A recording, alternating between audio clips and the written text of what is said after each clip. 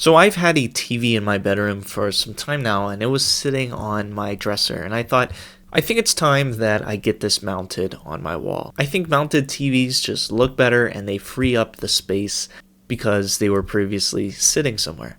And so I went on Amazon and I got the Amazon Basics wall mount. And this is for TVs of 26 inches to 55 inches, my TV being on the farthest on that range of 55 inches, so it's right on the cusp of not fitting. And this is not a construction how-to setup video, and you'll know why here in a second because I made a pretty terrible mistake. And at the time of filming, this is going for about $27 on Amazon. If you want to go check it out, it'll be linked down below in the description. But everything you needed came in this Amazon Basics box. Comes with one little paper that is your instructions, and something on the instructions is a little cutout that you can use to help you prepare for where you want to put your wall mount.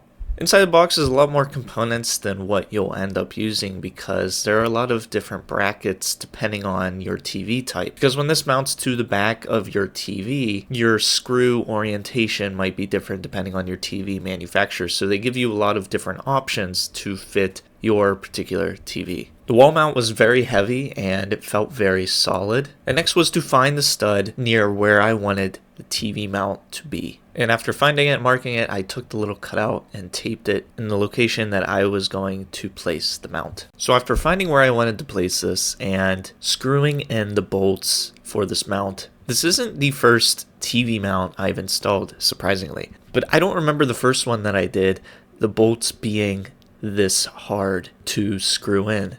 They got to the point where I couldn't even screw them anymore, and the ratchet that I was using was just kind of like spinning out. I'm not a contractor or anything, so I don't really know if I'm just doing something wrong, so please let me know. But I made a grave mistake that I didn't notice, and that was after screwing in these bolts, I noticed I placed this TV mount upside down. And we can see here because the arrow on the piece that attaches to your TV is pointing to the ground, which you don't want. And the unfortunate thing was these bolts were in way too tight for me to take out. That's going to be a future me problem, I guess, whenever I need to remove this TV mount. It's probably going to take some decent destruction unless I find a good tool. So I just left it upside down and ended up putting the plate on my TV, also upside down, and screwing it in to the back of the mount. Now this actually works, surprisingly. It's not recommended.